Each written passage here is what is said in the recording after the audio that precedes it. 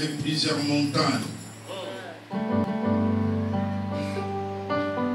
Mais pour que Dieu parle à Moïse, il fallait que Moïse monte au sommet de Sinaï.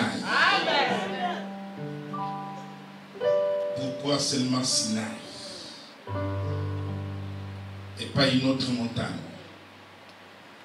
Parce que Sinaï était le lieu des rendez-vous de Dieu avec Moïse. Il me semble qu'il y avait à Jérusalem plusieurs piscines. Mais l'ange descendait, secouait l'eau de la piscine de Bethsaïda. Pourquoi la guérison était seulement à Bethsaïda?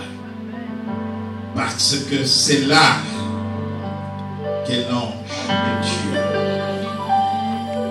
descendait pour secouer de l'eau. Il y a toujours une chose qui fait la différence là où les choses se ressemblent.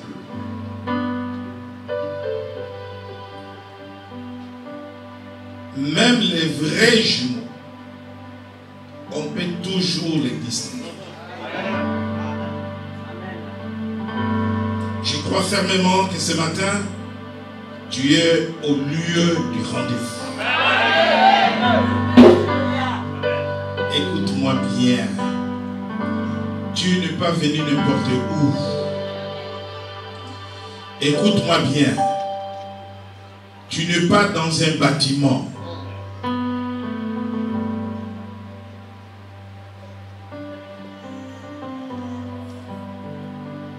Que ceux qui arrivent en retard soient installés discrètement dans la salle. Je ne vais pas voir de mouvement derrière des allers-retours.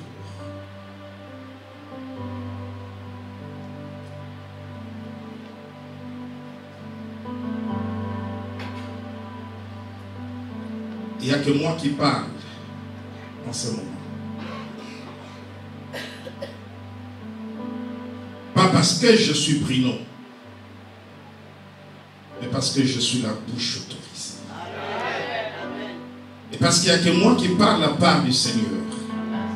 Il n'y a que moi qu'on doit regarder. Pendant que je parle, quand je cesserai de parler, tu peux regarder quelqu'un d'autre. Parce que si tu ne me regardes pas, tu ne me suis pas, tu n'entendras pas autrement les oracles de l'Éternel.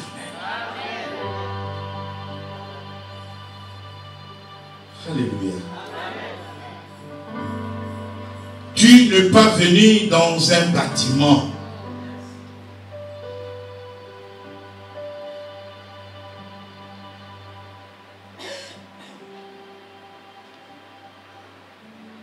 Vous savez qu'il y a des lieux de culte qui sont des bâtiments.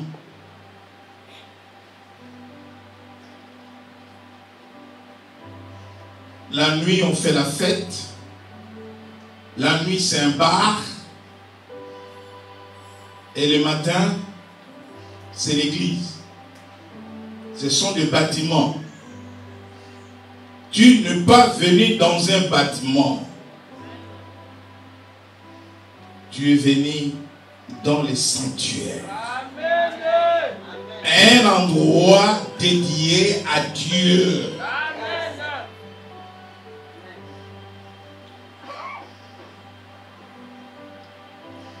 Pourquoi Israël va toujours au pied du mur de lamentation? Parce que Salomon, en bâtissant les temples, il a dédié le lieu et le mur du temple à Dieu.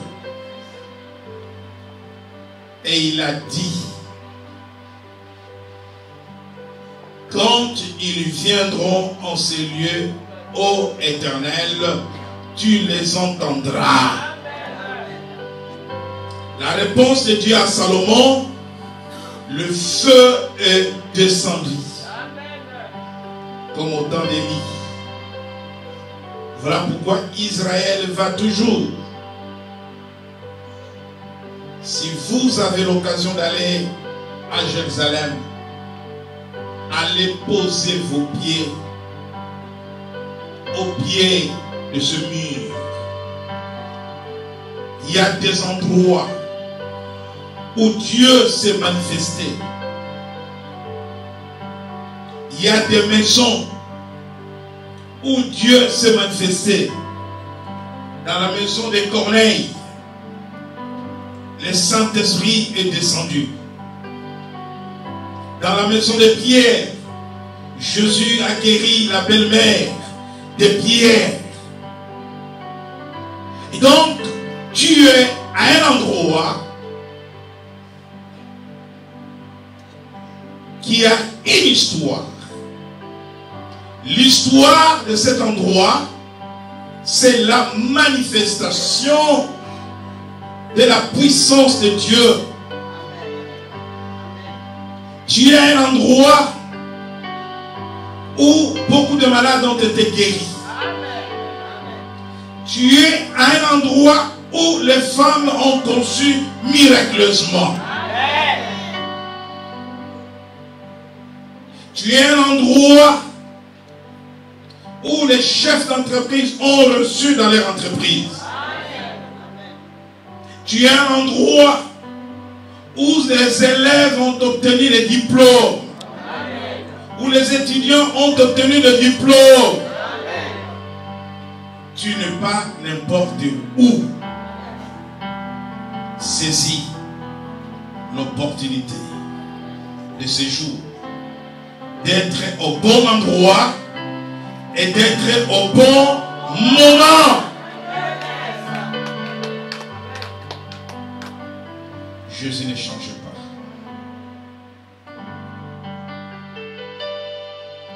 Jésus ne change pas. Jésus ne change pas.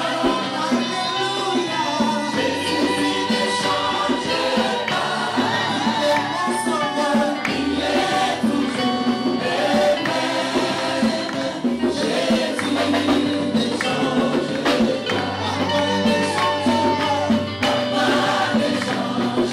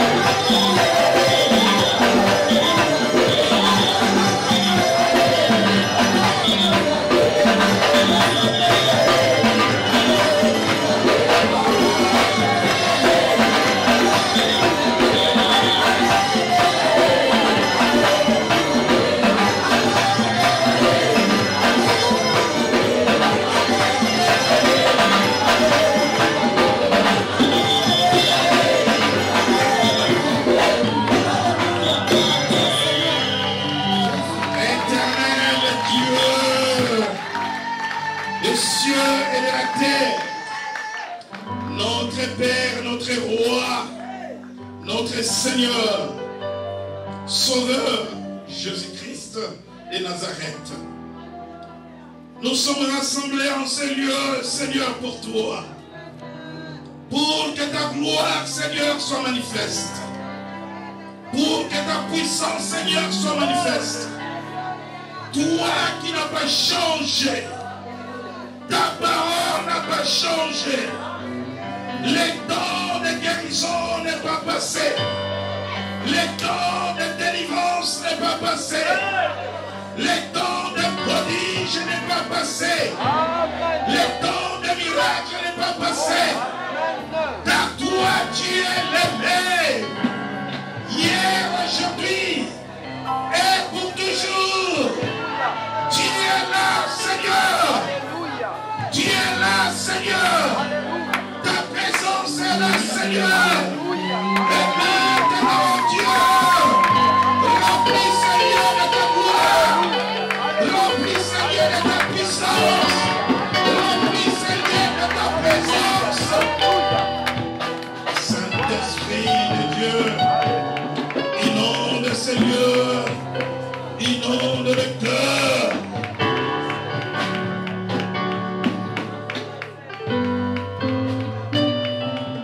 Oh Seigneur,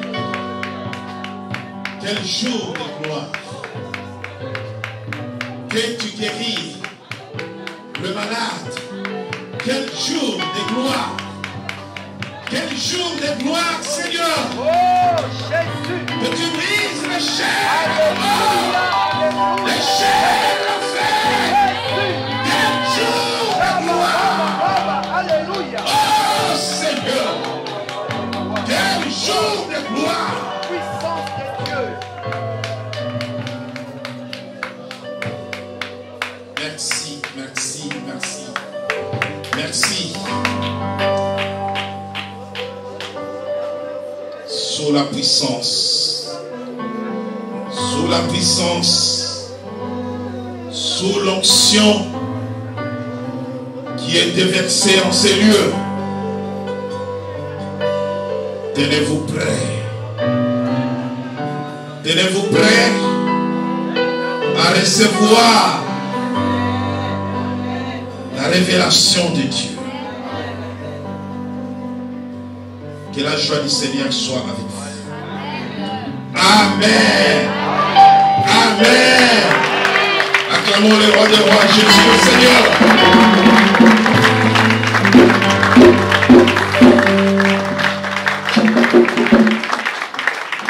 Prenons place.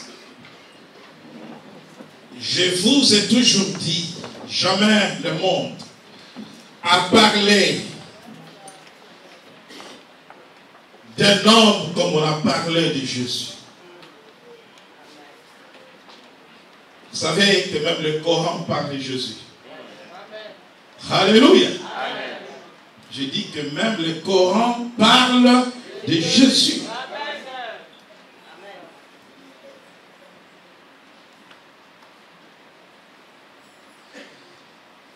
Pendant les guerres de croisades, en Égypte, alors que l'Égypte était chrétienne, les musulmans sont rentrés pour conquérir les territoires d'Égypte. Et Mahomet donnait des consignes aux musulmans de ne pas toucher aux chrétiens. Alléluia. Même Mahomet avait la crainte de Jésus. Et le Coran parle de Jésus. Même les historiens païens,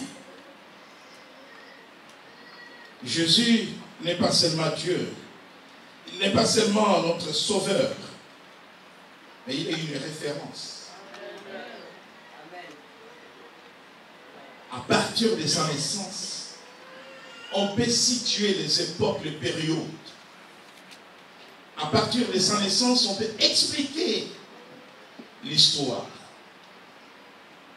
Vous savez, quand je lis la parole de Dieu, quand je lis la Bible en tant que livre, Des fois, je me retrouve dans des styles genre littéraires, comme si j'étais en train de lire un roman.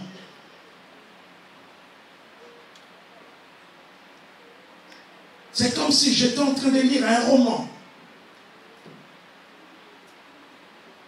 Je lis beaucoup.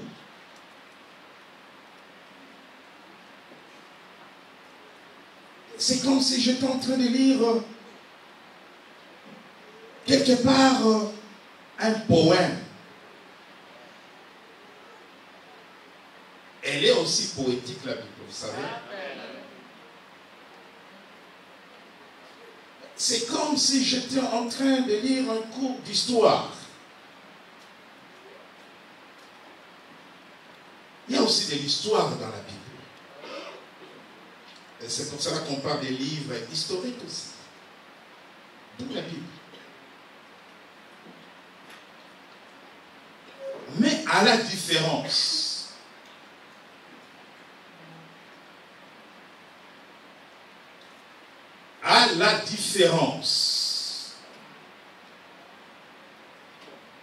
du roman, du livre d'histoire,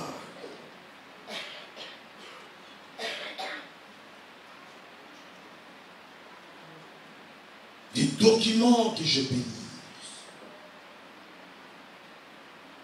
des autobiographies. Je lis beaucoup les généraux de Gaulle, l'autobiographie du général de Gaulle. Je lis beaucoup les discours du général de Gaulle. Et je lis beaucoup Napoléon. Mais la différence entre tous ces personnages que je peux lire dans un roman, dans un livre d'histoire, j'ai cité le général de Gaulle, Napoléon, la différence, c'est que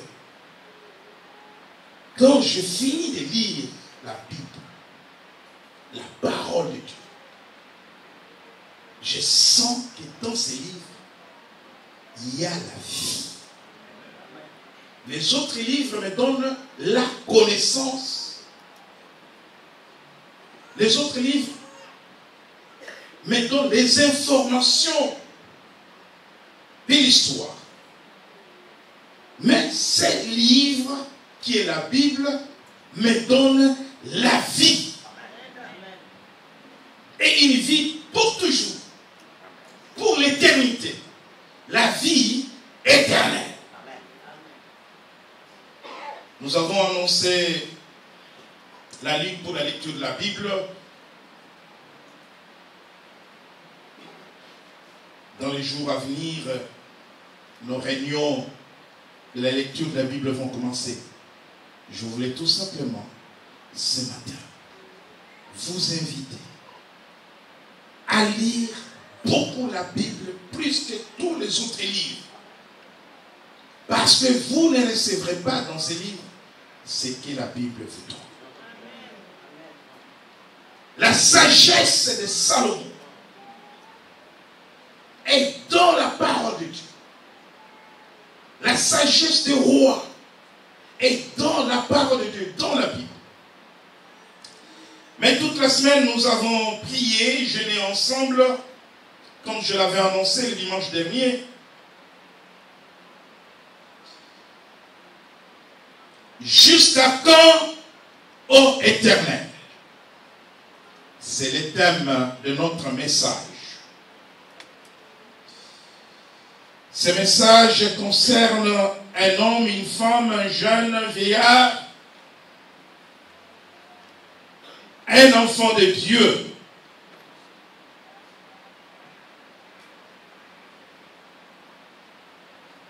Qui en a marre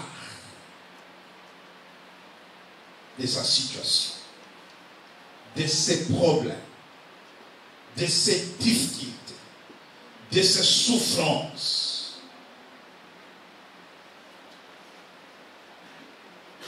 Les problèmes de la vie qui s'accumulent les uns après les autres. une souffrance qui appelle une autre. Une mort soudaine dans la famille qui appelle une autre. Une maladie incurable qui appelle une autre. Jusqu'à quand, ô Éternel? Ce message tiré du livre d'Habakkuk. Mais cette question, bien avant la naissance de Jésus-Christ, un petit prophète en Israël,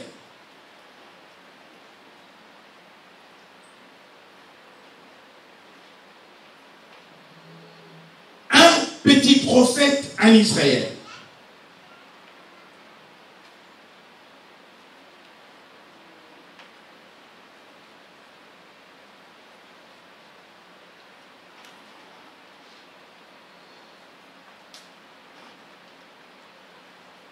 l'avait entendu. La sœur peut s'asseoir au fond de la salle, même si l'enfant pleure, il n'y a pas de problème. Elle doit écouter la parole. Elle peut s'asseoir derrière.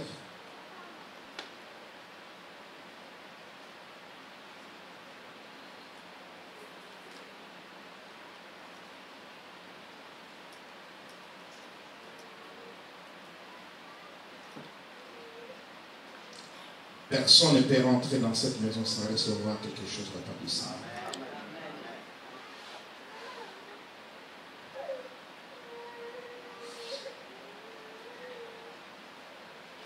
Parce qu'en Israël, on parle des grands prophètes et des petits prophètes.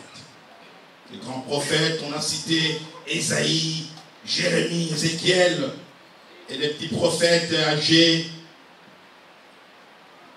Nahum, Habakkuk, Michée. Mais un petit prophète parmi les grands, Habakkuk,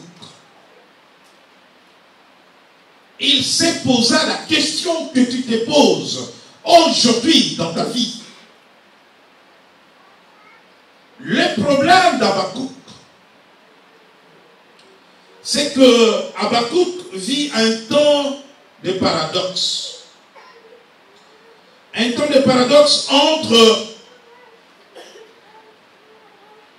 ce que devrait être le peuple de Dieu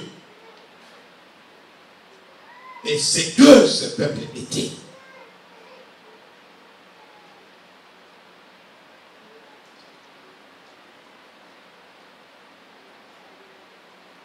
Un temps de paradoxe entre les promesses de Dieu pour ce peuple et la situation que vit ce peuple. Mais l'histoire n'a pas changé. Les chrétiens qui souffrent aujourd'hui se posent aussi les questions ou la question de savoir, mais où sont passées les promesses de Dieu pour ma vie?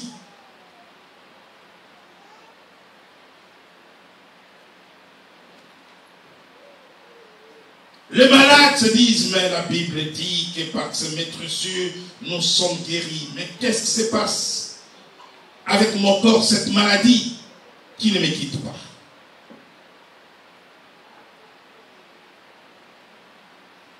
Mais c'est dont la vie est noyée dans les échecs, se disent, mais la Bible dit que vous serrez la tête et non la queue. Mais je suis le dernier de la classe.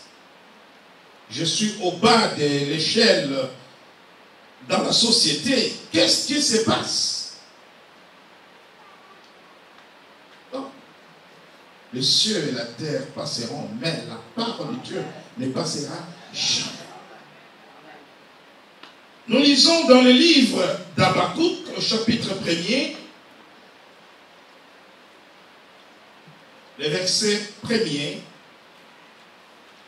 et jusqu'au verset 4.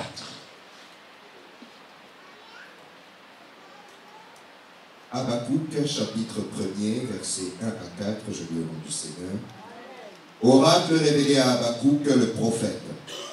Jusqu'à quand, ô Éternel, j'ai crié, et tu n'écoutes pas. J'ai crié vers toi à la violence, et tu ne secours pas. Pourquoi me fais-tu voir l'iniquité, et contemples-tu l'injustice? Pourquoi l'oppression et la violence sont-elles devant moi? Il y a des querelles, et la discorde s'élève. Aussi, la loi n'a-t-elle point de vie, la justice n'a-t-elle point de force, car le méchant triomphe du juste, et l'on rend des jugements iniques. Alléluia. Jusqu'à quand ma situation, ô Éternel? J'écris, j'ai gêné, j'ai prié. Tu n'écoutes pas. Écoute bien. Dieu n'est pas sourd. Dieu n'est pas aveugle. Il voit ta situation.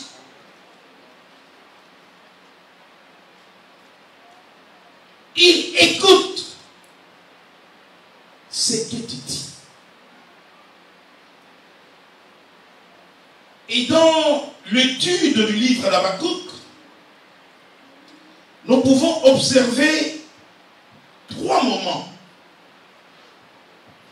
Le premier moment, c'est celui de l'interrogation du prophète.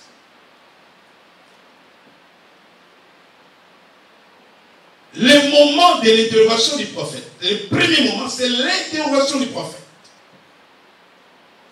Quand les choses vont mal dans la vie, il est tout à fait normal qu'on se pose des questions et que l'on pose des questions parce qu'on veut comprendre, on veut savoir.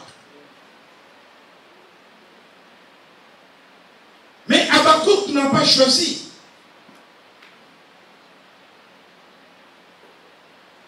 Un autre destinataire, c'est lui Dieu. Parce que des fois, nous choisissons les hommes. Parce que des fois, nous allons interroger des hommes qui ne peuvent rien nous apporter. Et qui, malheureusement, n'ont pas de questions, n'ont pas de réponses à nos questions. Les questions, il faut les poser à celui qui a les réponses à toutes les questions qu'un homme peut poser.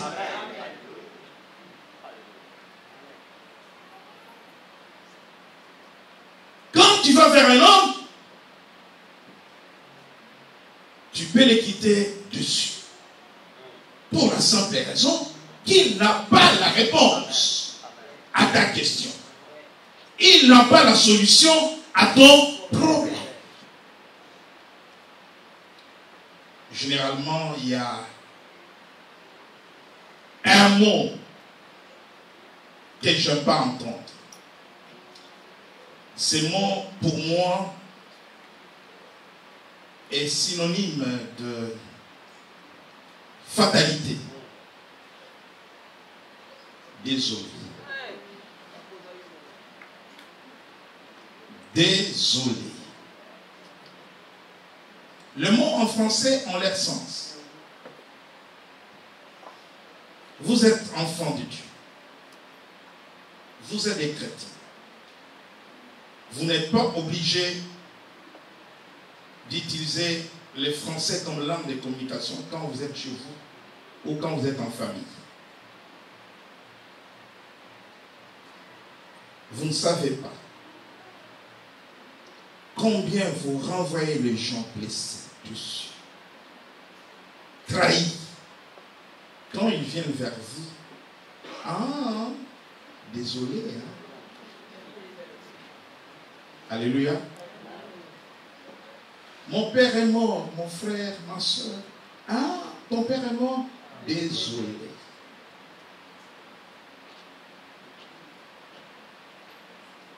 que ces mots disparaissent de ta bouche. Parce que désolé ne donne ni consolation, ni solution, ni espérance, ni encouragement. Quand tu me dis désolé, là, vraiment, tu m'abats. Alléluia. Dieu n'a jamais dit à quelqu'un désolé. Donc, dans ces premiers moments, vous savez, c'est une forme d'énonciation où le style que va utiliser Habakkuk ici n'est pas les monologues, mais la communication, le dialogue avec Dieu. Habakkuk parle. Il finit de parler. Il veut écouter la réponse de Dieu. Vous savez, des fois dans les églises, les chrétiens prient beaucoup, mais ils ne laissent pas à Dieu le temps de leur répondre.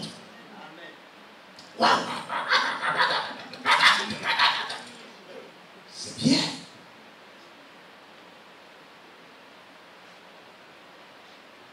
Dieu, tu peux lui parler en 2 mots. Il sonde le cœur. Il comprend ta situation. Ce n'est pas parce que tu as parlé de midi à 20 heures que tu vas être entendu par Dieu. C'est vrai, il faut rester longtemps dans la présence de Dieu. Mais on ne reste pas longtemps dans la présence de Dieu seulement à parler.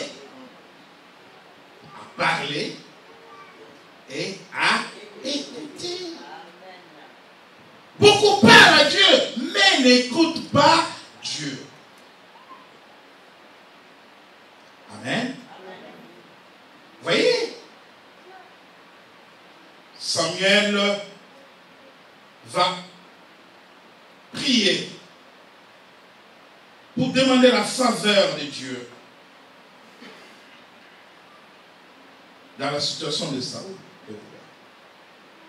Dieu dit, arrête de prier pour cet homme, car je l'ai rejeté.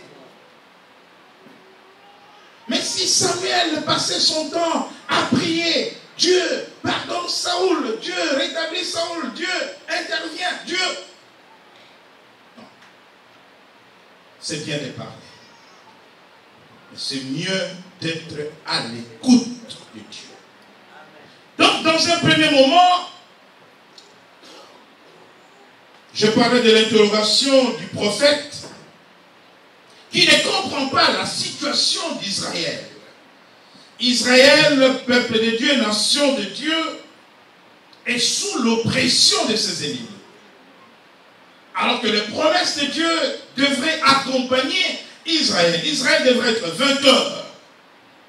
Israël devrait dominer au milieu de ses ennemis. Et c'est ces paradoxes qui inquiètent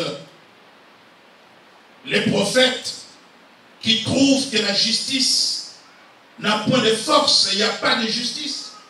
Le méchant prospère alors que le juste souffre. Peut-être que tu peux te poser cette question, comment cela est possible que le méchant soit en bonne santé et que moi qui suis chrétien sois malade? Comment c'est possible que les méchantes aient des maris, moi qui suis chrétienne, sois célibataire? Comment c'est possible que le méchant ait l'argent, que moi qui suis chrétien soit dans la pauvreté?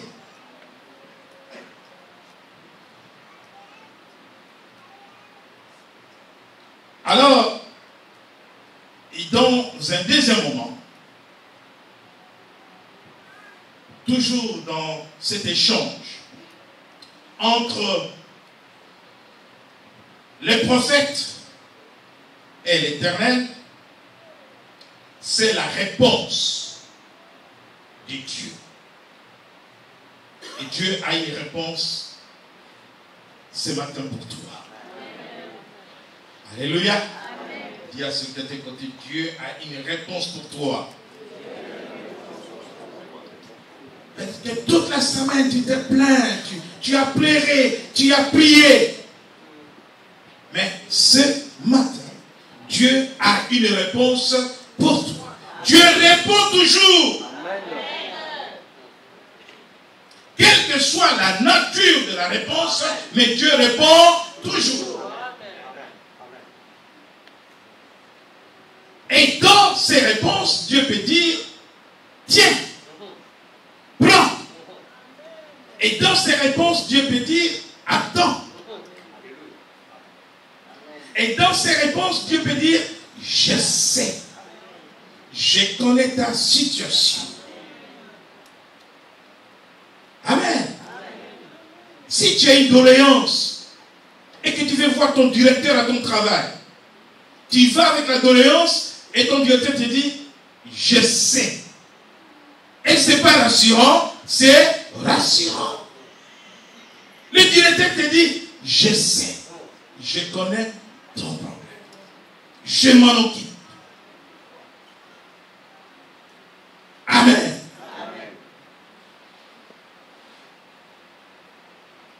Je fais une demande à mon employeur et au responsable de la formation pour passer un diplôme à Paris Descartes, parce que moi j'aime toujours étudier. Et ma femme m'envoie un message, encore un diplôme. Qu'est-ce que tu fais avec tout ça? Amen. Elle dit, je pris acte de ta candidature. Et le moment venu, je reviendrai vers toi. Je sais qu'il n'a pas le droit de me refuser. Et surtout, il n'a pas le droit. Alléluia. Amen. Tu as parlé, Dieu a pris acte. Tu as demandé, Dieu a pris acte. Attends la réponse de Dieu. Dieu, après avoir entendu la plaidoirie d'Habakkuk, il va ouvrir sa bouche pour lui parler. Habakkuk chapitre 2. Mais comment Habakkuk va écouter cette réponse? Quand on pose le problème à Dieu, on le pose en priant. Et la réponse vient aussi pendant qu'on est en prière. Ce n'est pas dans la rue. Ce n'est pas au restaurant, ce n'est pas à Château-Rouge. Ce n'est pas pendant qu'on est devant le feu d'amour. Ce n'est pas mauvais de regarder le feu de l'amour. Ce n'est pas mauvais d'aller à Château-Rouge. Mais chaque chose arrive en son temps, en son lieu. L'église est née pendant la prière. Les jours de la prière. Le Saint-Esprit est venu pendant la prière. Habakkuk chapitre 2. Écoutons la réponse de Dieu. Verset 1er. Habakkuk chapitre 2, verset 1er à 4, je lis au nom du Seigneur.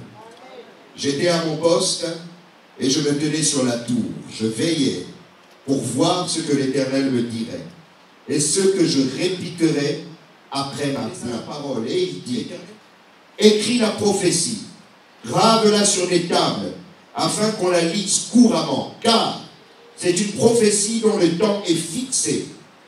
Elle marche vers son terme et elle ne mentira pas. Si elle tarde, attends-la.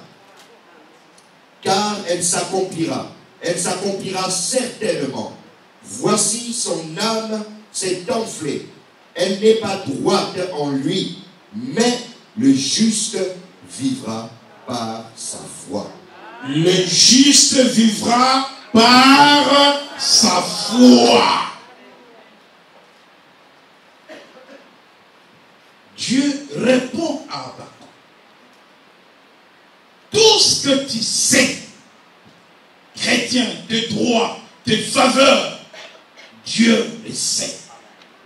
Mais les promesses de Dieu sont prophétiques. Mais Dieu a fixé un temps où toute chose doit s'accomplir. Mais il dit, si elle tarde, attends-la. L'attente, c'est une réponse positive. L'attente est une réponse favorable. Car elle s'accomplira, et elle s'accomplira certainement. Elle ne mentira pas. Mais à la fin de cette réponse, il dit, le juste vivra par sa foi. Non, j'ai compris, le juste vivra par la foi.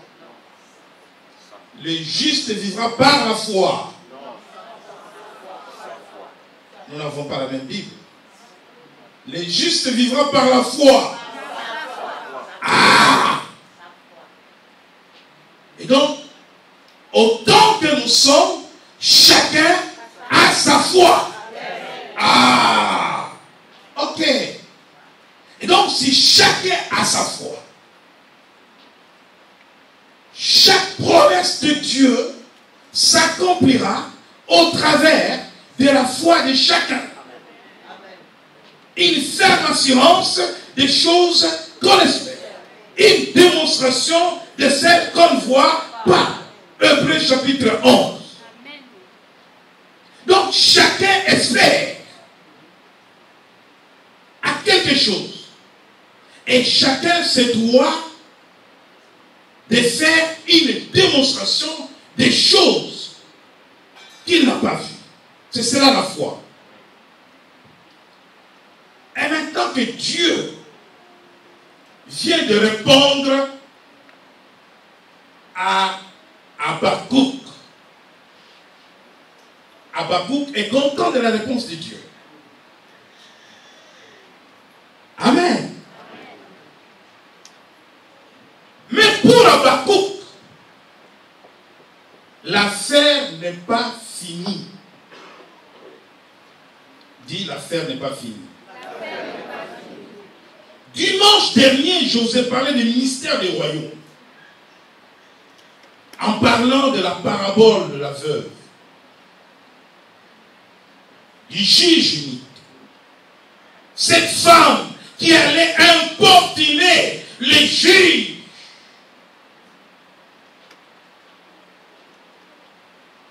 Et la Bible dit que le juge s'est dit, il faut que je rende justice à cette affaire pour que cette femme cesse de venir toujours.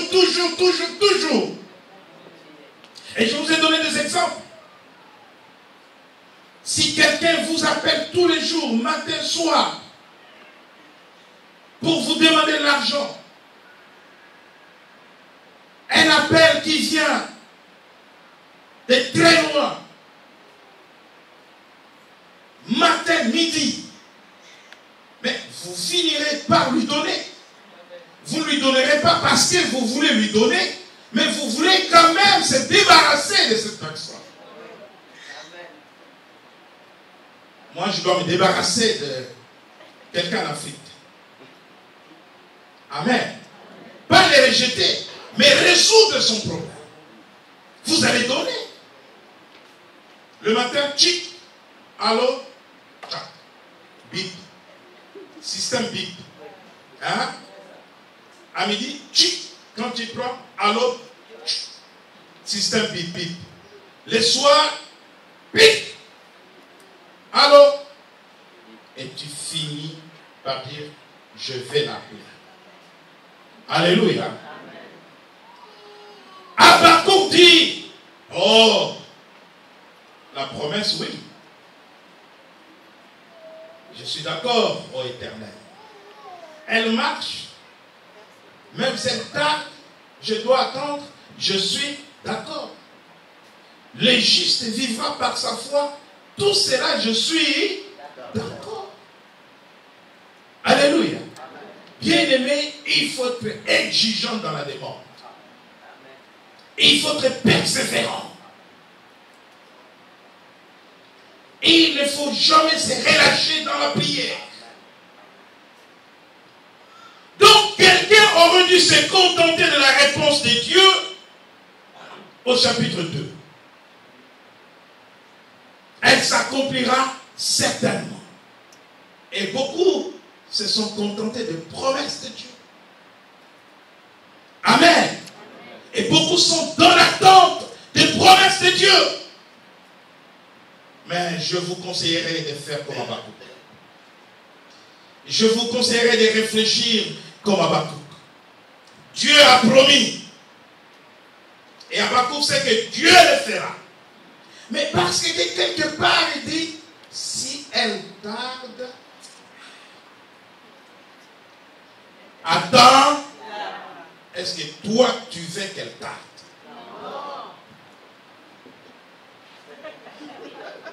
Alléluia. Amen. Autrefois, je vous ai dit, si elle tarde, attends. Mais aujourd'hui, je ne vais pas vous dire, si elle tarde, attends. Alléluia. Amen. Nous évoluons, n'est-ce pas? Amen. Autrefois, je vous ai dit, si elle tarde, attends. Je vous ai dit, il faut avoir la foi. Et il faut être patient. Il faut attendre. Ne soyez pas pressés. Chaque chose a son temps. Dieu fait toutes choses bonnes en son temps. Mais je suis d'accord avec tout cela. Mais je ne change pas d'évangile. Mais je voudrais évoluer avec toi.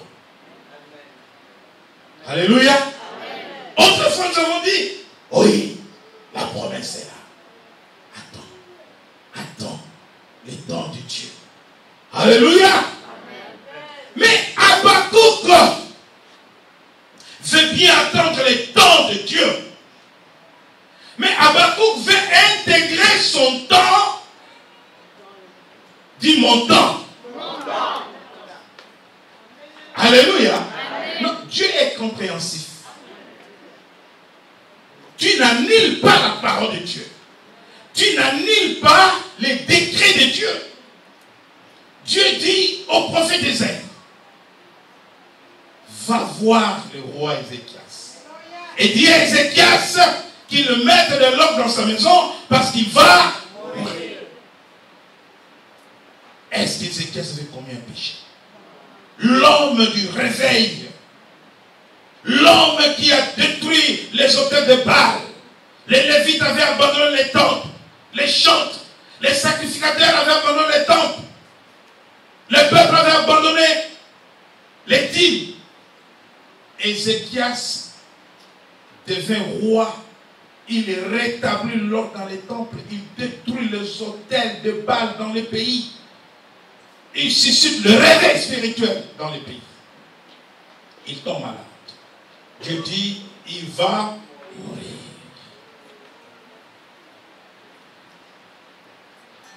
Ézéchias lève la tête. Il n'a pas discuté avec les prophètes. Il a laissé les prophètes sortir. Il dit, Éternel, pense un instant. Comment je marchais avec toi dans la fidélité, dans l'intégrité. Ézéchias ici va intégrer sa volonté dans la volonté de Dieu. Et Dieu va être amené à réexaminer son décret.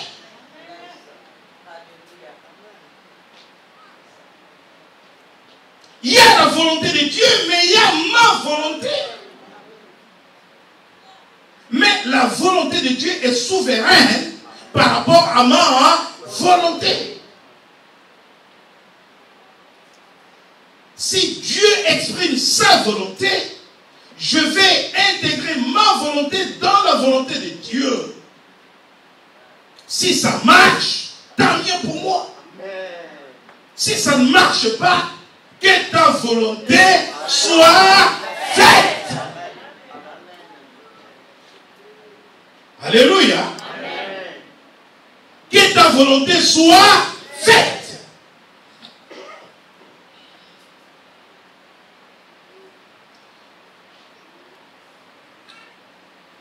Dans la troisième partie,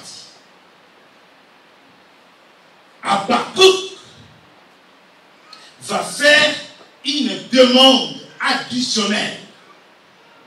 Parce qu'il y a eu une première demande initiale qu'a fait Habakkuk. Dieu a répondu. Et dans un troisième moment, Habakkuk va faire une demande additionnelle.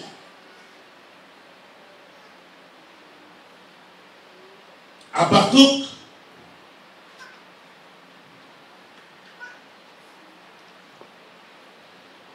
chapitre 3, du verset 1er au verset 2. Habakkuk, chapitre 3, versets 1 à 2, je lis au nom du Seigneur. Merci, pasteur. Prière d'Habakkuk le prophète sur le mode des complaintes. Éternel, j'ai entendu ce que tu as annoncé. Je suis saisi de crainte. Accomplis ton œuvre dans le cours des années, ô Éternel. Dans le cours des années, manifeste-la. Mais dans ta colère, souviens-toi de tes compassions. Alléluia. Amen. Parce que la réponse de Dieu qui vient dire à Habakkuk que c'est une prophétie qui marche vers son accomplissement. Si elle tarde, attends-la. Qui marche vers son accomplissement. Quand? Quand?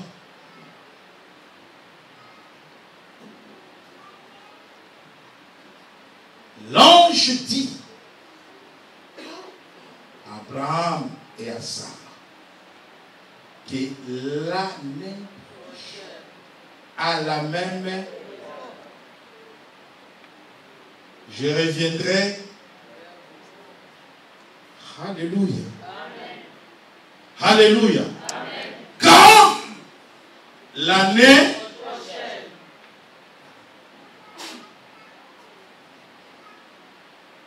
Est-ce que quelqu'un m'entend? Est-ce que quelqu'un m'entend? Je vais te demander d'intégrer ta petite volonté dans la grande volonté de Dieu. Que Dieu tranche l'affaire. Habakkuk dit, tu as parlé, j'ai entendu. Ce que tu as annoncé. Je suis saisi de crainte. Il demande, c'est pour cela que je parlais de la demande additionnelle. Accomplis ton œuvre dans le cours des années, ô Éternel.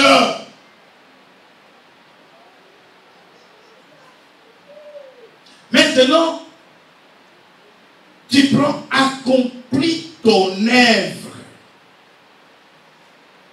dans le cours des années.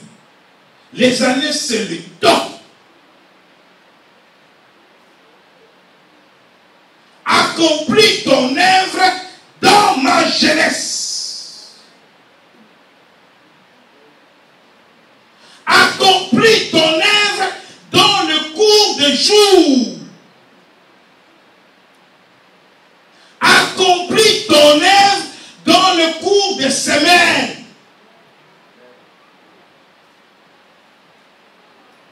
Je cherche la volonté de quelqu'un qui doit intégrer la volonté de Dieu. Accomplis ton œuvre dans le cours de mois. Dans le mois à venir. les semaines dans les jours accomplis ton œuvre aujourd'hui. C'est le temps. Oh, mais j'ai l'impression comme si vous êtes ailleurs. Est-ce que quelqu'un comprend ce qui est en train de se passer? Alléluia. Dieu cherche la volonté de l'homme. Donc ça dépend de toi. Si tu n'es pas pressé, ok. Si elle tarde, tu attendras. Alléluia. Ah, quelqu'un est pressé. Que cela te soit donné. Qui veut aujourd'hui? Qui veut aujourd'hui? Qui veut que quelque chose s'accomplisse aujourd'hui? Maintenant, accomplis ton œuvre aujourd'hui.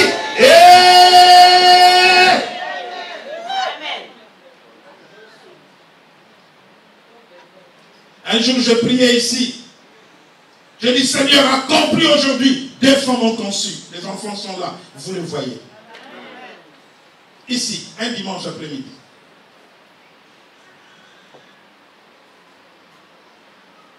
Vous avez écouté ces témoignages. Accomplis ton œuvre. Dans le cours des années, ô Éternel, dans le cours des années, manifeste-la. C'est-à-dire que l'œuvre de Dieu doit être manifestée, l'œuvre de Dieu doit être vue.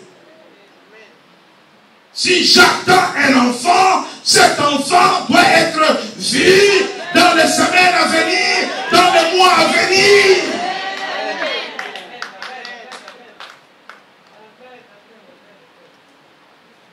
Les jeunes, si tu es à l'école, nous devons voir ton diplôme.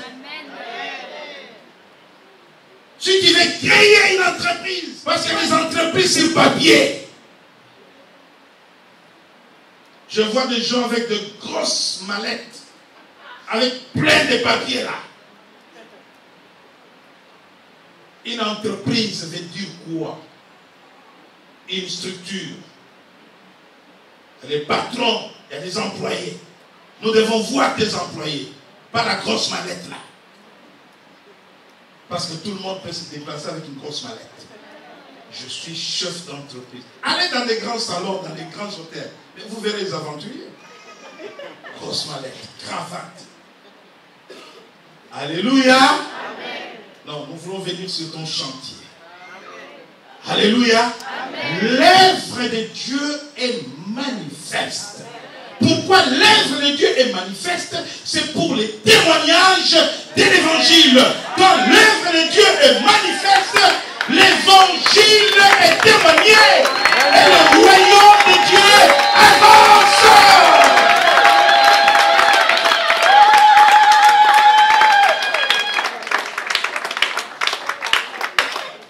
Un dimanche, je suis venu ici avec un pied.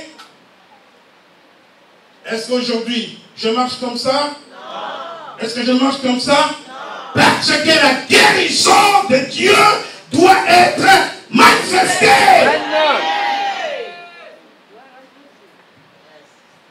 Si pendant la maladie, tu ne pouvais pas marcher convenablement, quand Dieu te guérit, tu marches convenablement. Alléluia. Et la guérison de Dieu est manifestée. Amen. Si tu ne pouvais pas courir, quand Dieu te guérit, tu te mets à courir. Si tu ne pouvais pas sauter, quand Dieu te guérit, tu sautes. Alléluia. Amen.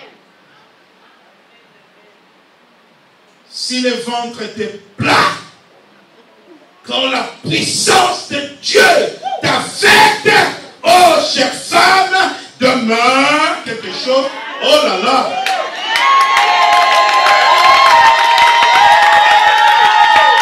Nous voulons voir des boules comme ça, hein? Hein? Quelqu'un dit amen? Amen. Des jumeaux qui fatiguent comme ça.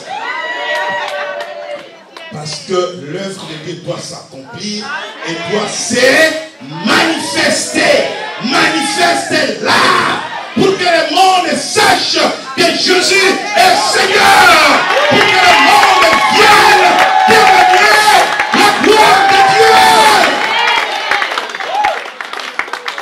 Quand Jésus a fait le premier miracle, il fallait que l'eau soit transformée en vin et que les gens boivent du vin, et c'était du bon vin, parce que l'œuvre de Dieu devrait être manifestée.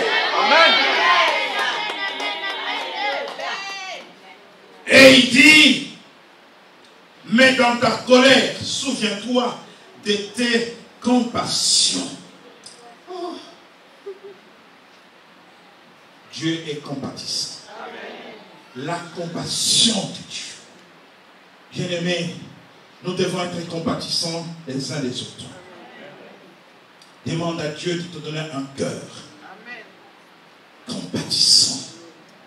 La compassion. Vous savez, Jésus avait la compassion.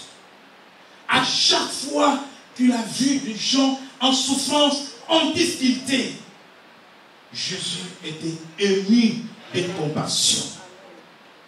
Les livres de Matthieu nous donnent 3 aspects de la compassion de Jésus. Et Jésus n'a pas changé. Jésus voit au milieu de nous une femme qui pleure.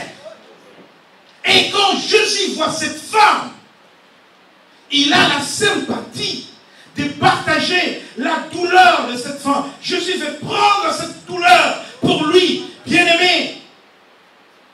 Si tu n'arrives pas à cette dimension, si tu sers Dieu, il est difficile que Dieu t'utilise comme son instrument. La première condition pour être un instrument de Dieu, et il faut avoir de l'amour pour Dieu. Et il faut avoir de l'amour pour les autres. C'est le plus grand commandement. L'amour du prochain, l'amour de Dieu. Et Jésus avait la compassion. Jésus, c'est quelqu'un qui ne veut pas voir quelqu'un malade. Voilà, quand il vient à la piscine de Bethsaïda, il voit quelqu'un qui est là, un paralytique.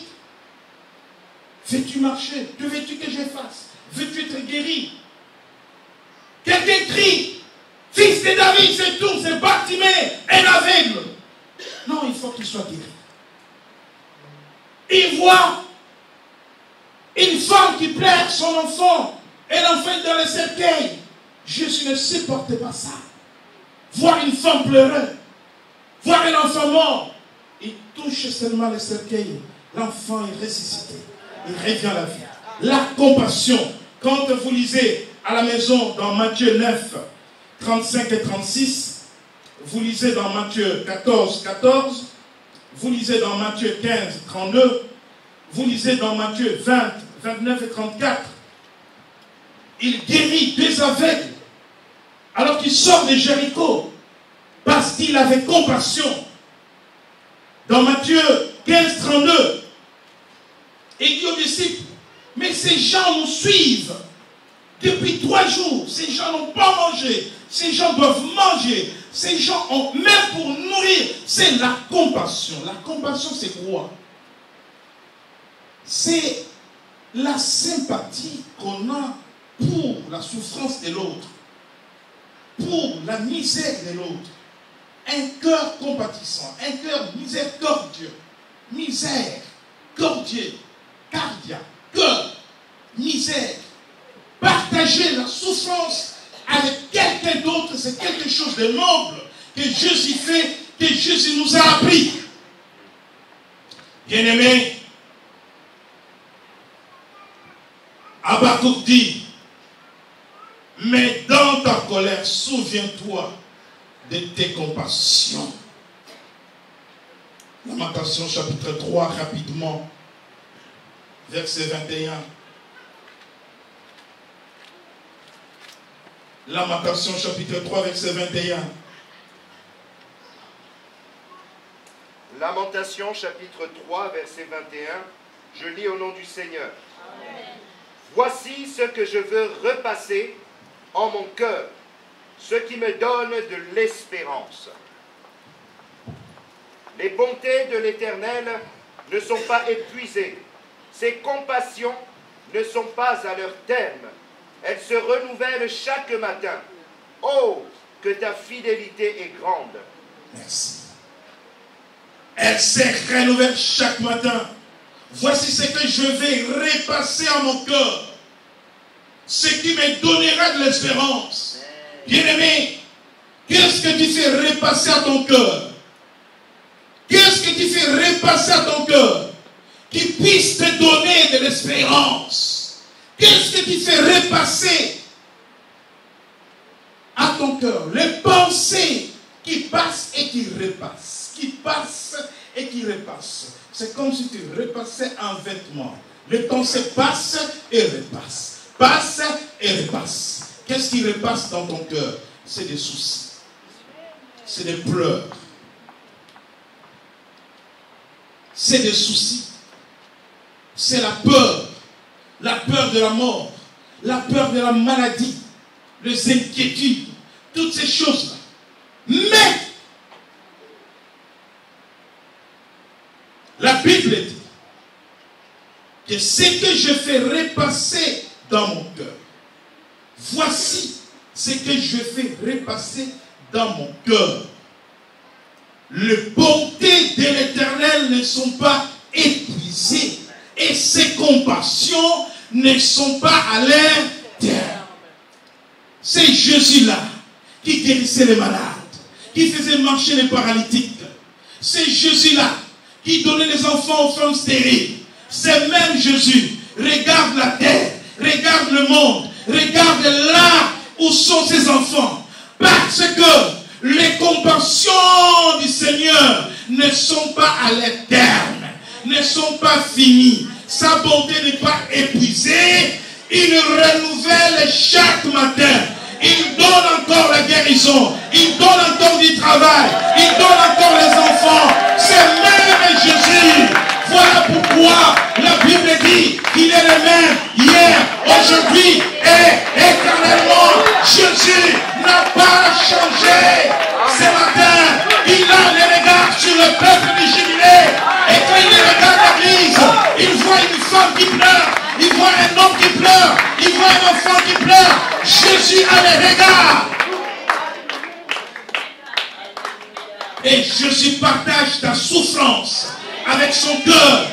Si ton cœur saigne, le cœur du Seigneur saigne. Si tu pleures, le Seigneur pleure.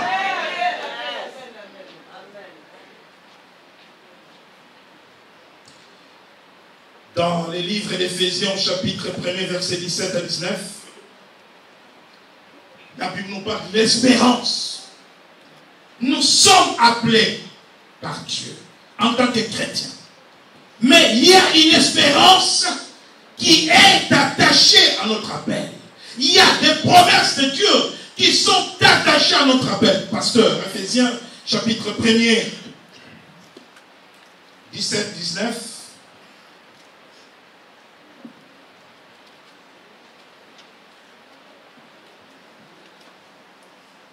Éphésiens chapitre 1er, versets 17 à 19, je lis au nom du Seigneur.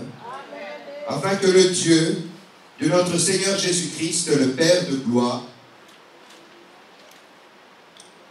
vous donne un esprit de sagesse et de révélation dans sa connaissance, qui illumine les yeux de votre cœur pour que vous sachiez quelle est l'espérance qui s'attache à son appel, quelle est la richesse de la gloire de son héritage qu'il réserve aux saints, et quelle est envers l'infinie grandeur de sa puissance se manifestant avec efficacité par la vertu de sa force. Que Dieu nous donne la révélation de savoir l'appel pour lequel nous sommes appelés est accompagné de l'espérance. Quand vous êtes plongé dans la souffrance, quand les situations deviennent pénibles, des douleurs atroces, la vie devient une fatalité, des situations sans réponse, des problèmes sans solution. Alors, il y a un ennemi qui s'invite dans nos vies. Il y a un l'ennemi qui s'invite dans nos vies. Il vient se moquer de nous. Satan vient s'inviter. Satan vient nous parler. Mais toi qui vas à l'église, regarde ta situation. Mais toi qui pries, regarde ta situation. Mais toi qui pries, regarde la mort dans ta maison, dans ta famille. Regarde tes enfants qui échouent, qui ne réussissent pas. Les diables s'invitent pour nous décourager, pour nous faire abandonner les fondements de notre foi.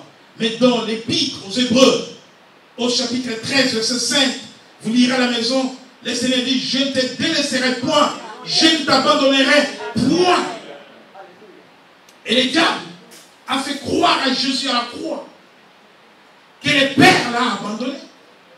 Voilà pourquoi il est passé par l'autre brigand pour dire, mais toi, qui est Jésus, toi qui as fait des miracles, mais nous mourrons avec toi, mais ce n'est pas normal. Mais opère un miracle. Opère un miracle.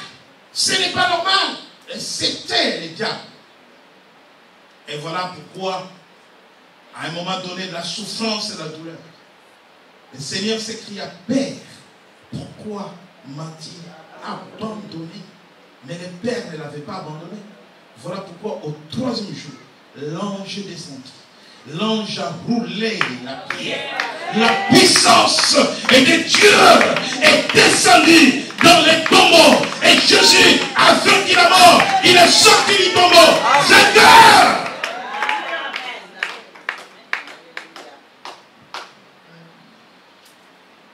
Et David, dans le psaume 37, versets 23 à 28, il dit, je n'ai jamais vu les justes abandonnés, ni sa postérité mendier son père. Si tu es juste, tes enfants, tes petits-enfants, tes petits-fils ne seront jamais mendiants. Alléluia. Pas tes enfants, pas tes petits-enfants, pas tes petits-fils. Jamais ils seront mendiants. Une pièce pour manger. Une pièce pour payer ma chambre d'hôtel. Jamais tes enfants, jamais tes petits-enfants. Parce que tu es juste.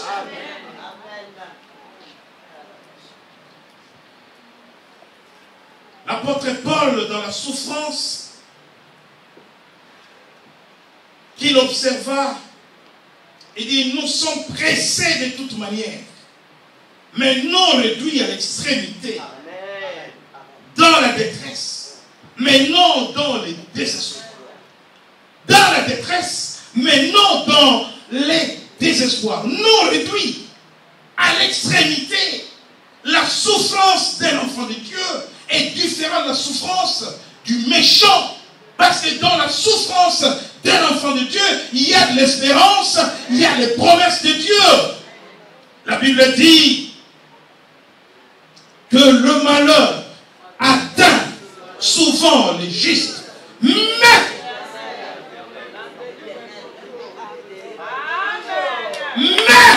l'Éternel les délivre toujours. Oh, dise Dieu. Comme Habakkuk, quelqu'un ce matin va dire, Seigneur, accomplis aujourd'hui. Accomplis.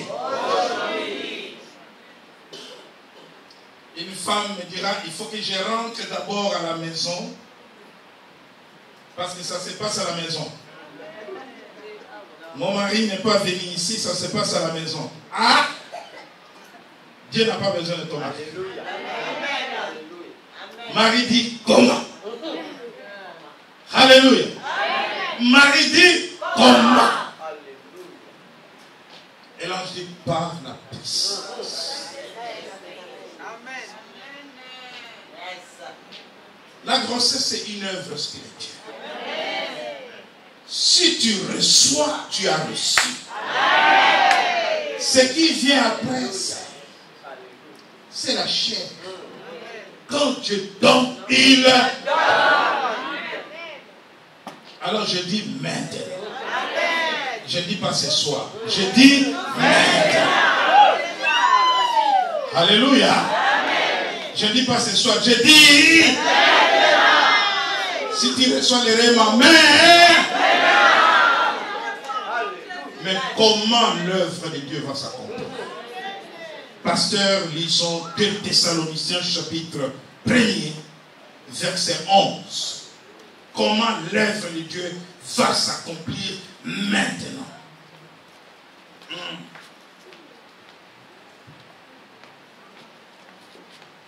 2 Thessaloniciens. Chapitre 1er. 2 Thessaloniciens, chapitre 1er, verset 11, je lis au nom du Seigneur.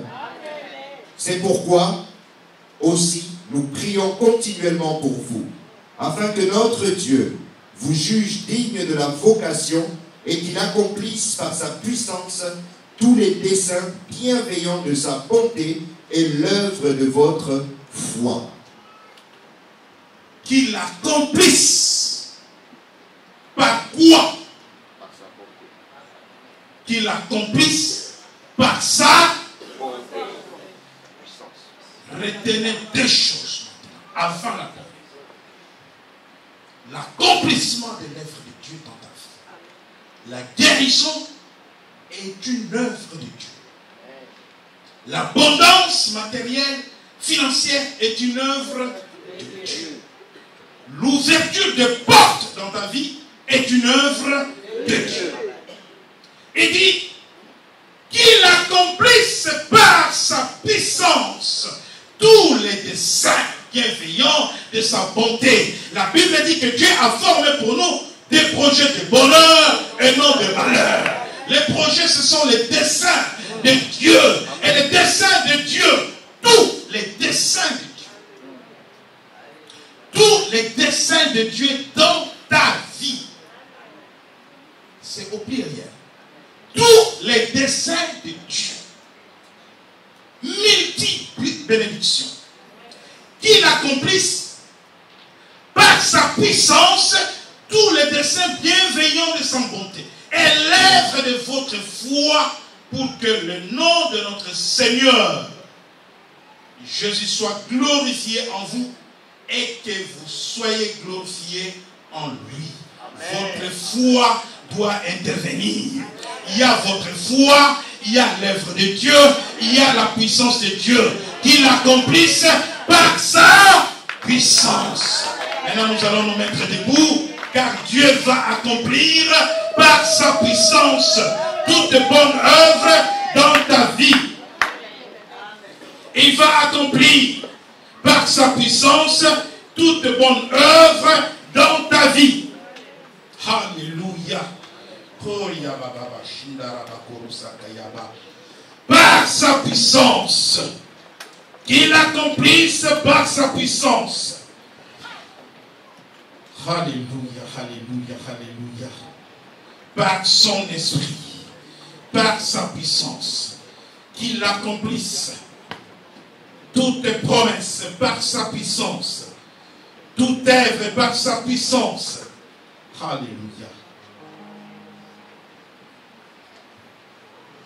Seigneur, accomplis aujourd'hui. C'est cela ta prière. Seigneur, accomplis aujourd'hui ton œuvre. C'est que tu as promis dans la vie de tes enfants. Accomplis par ta puissance.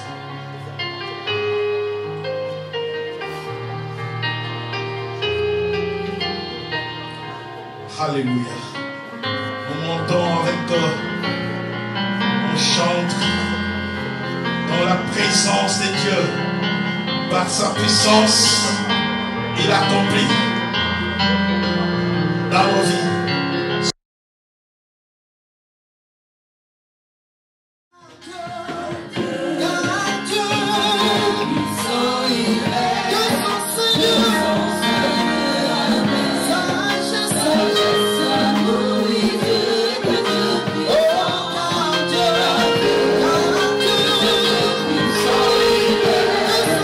Yeah.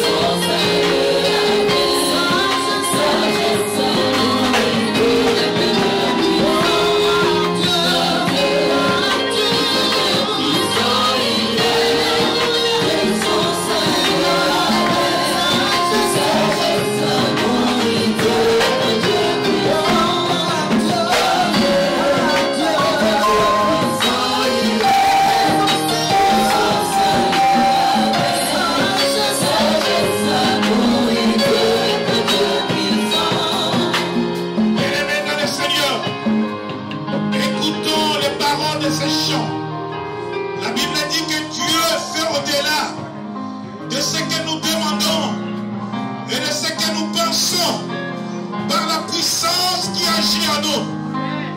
Par la puissance qui agit en nous. Par la puissance qui agit en nous. Par la puissance qui agit en nous.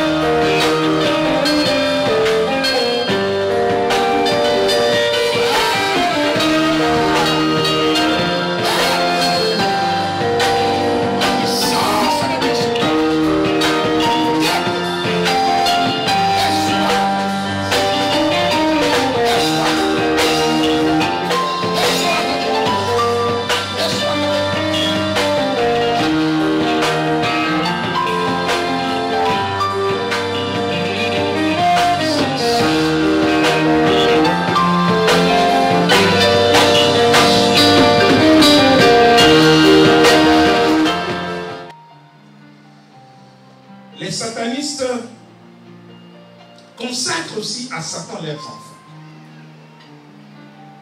C'est comme cela que beaucoup d'enfants grandissent dans la sorcellerie.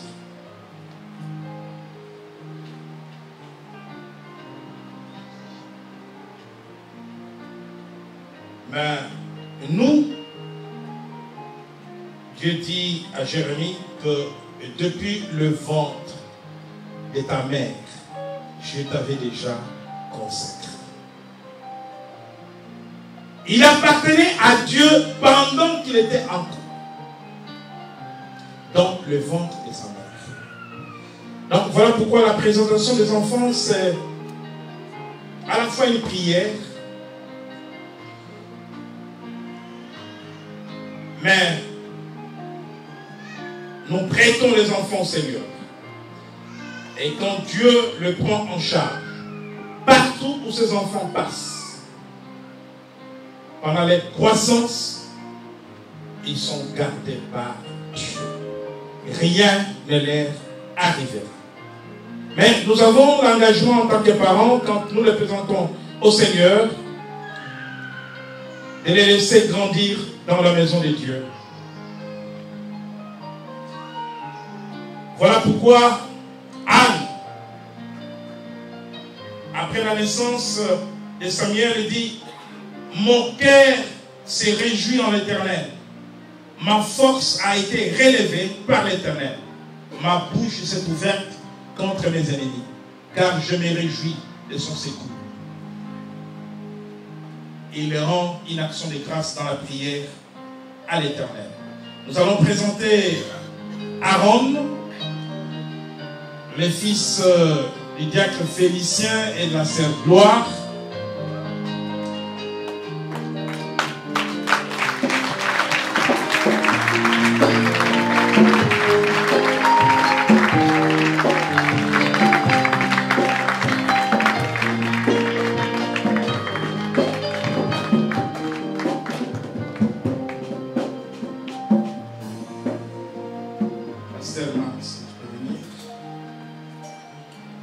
Amen. Félicien était seul. Après, on l'a vu avec Gloire. Ah, maintenant ils sont 4. Gloire au Seigneur. Et c'est aussi de cette façon que l'Église connaît sa croissance. Parce que les enfants naissent dans l'Église et deviennent membres de l'Église. Lèvons-nous, Église de Dieu.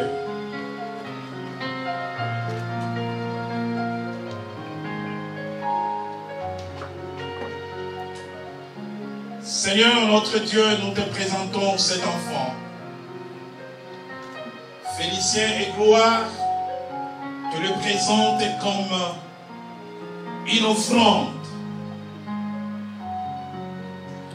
Tu as donné, mais ils reviennent vers toi pour te dire: garde-les, protège-les, apprends-les à grandir dans la connaissance de ta parole. Aaron, tu es béni d'entre les fils du royaume, tu es couvert par le sang de Jésus. Nul ne portera atteinte à ta vie, à ta santé. Grandis dans la connaissance du royaume de Dieu. Sois fort, sois puissant, sois béni d'entre les enfants. Sois la tête et non la queue. Brille parmi les enfants. Nous te bénissons dans le nom de Jésus, notre Seigneur et Sauveur, à la gloire du Père. Amen.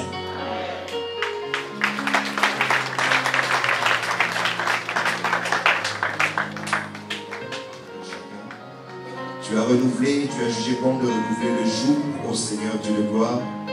Oui, de Joy et de Félix, ô Seigneur, et nous prions que tu continues à multiplier ces jours, ô Seigneur, leurs jours sur la terre dans le nom de Jésus. Nous prions aussi pour que leur vie soit richement bénie et qu'ils puissent, Seigneur, continuer à marcher, oui, Seigneur, à ta lumière tout au long de leurs jours, et que, Seigneur Dieu de gloire, oui, à la fin, ils puissent remporter, Seigneur, le prix de la course. Et Seigneur, rentrer promptement dans ton royaume.